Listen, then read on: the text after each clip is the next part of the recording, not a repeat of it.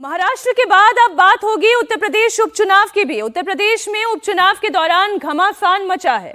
Samajwadi party मुस्लिम voters को voting से रोकने का आरोप लगाकर बीजेपी को घेरने में जुटी है, लेकिन खुद समाजवादी पार्टी गंभीर आरोपों में घिर गई है। समाजवादी पार्टी पर आरोप लगा है कि बीजेपी को वोट देने से रोकने के लिए एक दलित लड़की के मर्डर को अंजाम दिया गया। आपको इस खबर को पूरे विस्तार से आगे बताऊंगी। इस मुद्दे पर किसकी गिरफ्तारी हुई है और अभी तक इस पर क्या सियासत हुई है, लेकिन पहले आप जान लें कि पूरा मामला क्या है।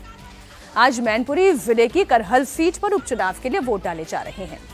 इससे पहले समाजवादी पार्टी पर गंभीर आरोप लग गए। आरोप यह है कि समाजवादी पार्टी के एक समर्थक ने एक दलित लड़की की हत्या कर दी।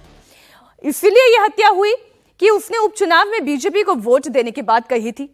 यह आरोप किसी और ने नहीं बल्कि इस लड़की के माता पिता ने लगाया। लड़की के माता पिता के मुताबिक वोटिंग से ठीक पहले समाजवादी पार्टी के समर्थक प्रशांत यादव और उनके साथी आए। उन्होंने समाजवादी पार्टी का समर्थन करने के लिए कहा। जब लड़की ने कहा कि वो तो कमल के निशान पर ही मुहर लगाएगी, तो प्रशांत ने उसे घर से उठा लिया। बाद में नदी के किनारे लड़की का शव बरामद हुआ।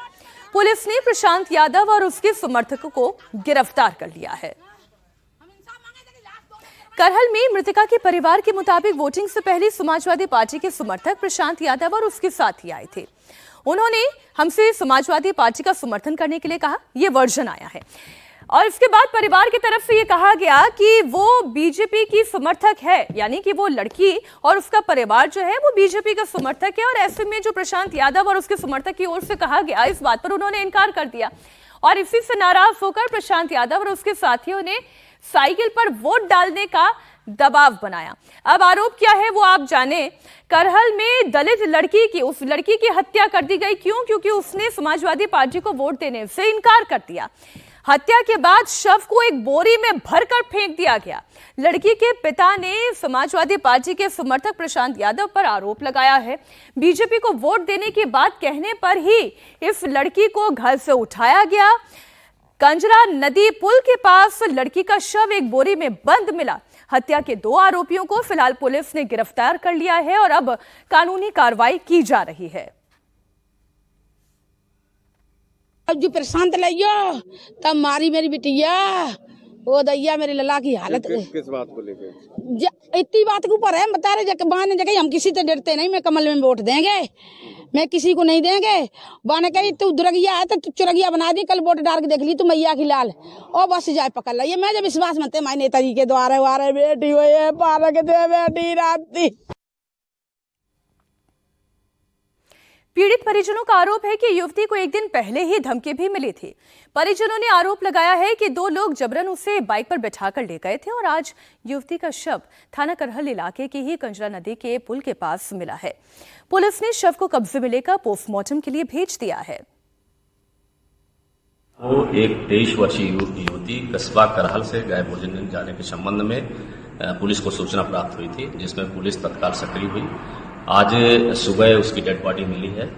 इसमें उनके पिता के द्वारा मृतका के पिता के द्वारा 2 लोगों के खिलाफ अभियोग पंजीकृत कराया गया है। इसमें एक प्रशांत यादव है और दूसरा मोहन कठेरिया है, जिनको दोनों को गिरफ्तार कर लिया गया है। उनके माता पिता द्वारा ये बयान दिया गया है कि भाजपा को वोट देने से रोकने के कारण उसकी लड़की की हत्या की गई है, जिसमें विवेचना में शामिल करके अग्रिम विधिक कार्रवाई की जा रही है। करहल में दलित लड़की की हत्या के बाद बीजेपी समाजवादी पार्टी पर सवाल उठा रही है। यूपी बीजेपी के अध्यक्ष भूपेंद्र सिंह चौधरी ने क्या कहा, आइए सबसे पहले वो आपके सामने रख देते हैं। एक एक करके जो रिएक्शंस आए हैं।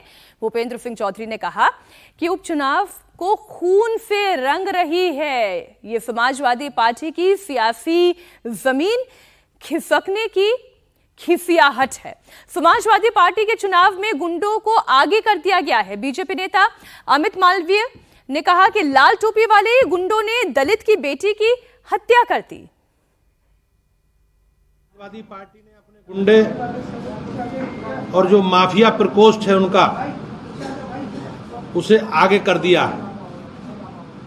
शांति और सौहार्द के माहौल में संपन्न हो रहे ये चुनाव समाजवादी पार्टी को कभी सुहाते नहीं। इसलिए समाजवादी पार्टी के लोग उपचुनाव को रक्त रंजित करने का पूरा प्रयास कर रहे हैं। समाजवादी पार्टी के मुखिया, उत्तर प्रदेश के पूर्व मुख्यमंत्री जी का जिस प्रकार से बदहवासी का ये व्यवहार है, वो कहीं ना कहीं उनकी राजनीतिक जमीन खिसकने की खिसियाट के रूप में दिखाई देता है।